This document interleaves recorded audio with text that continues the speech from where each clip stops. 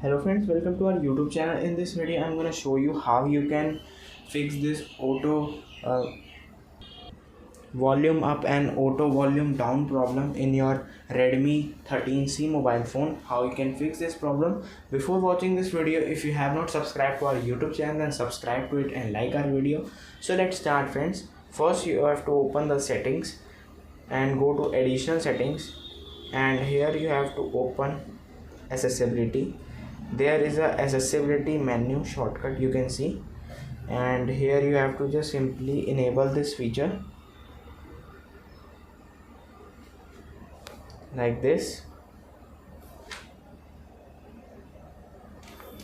Just allow this, and friends, if your volume up and down is not working, then click on this and you can use volume button like this, and this is how you can increase or decrease your volume if your button is not working. I hope you like this video. If you like this video, then subscribe to our YouTube channel for more helpful tips and tricks videos. Thanks for watching.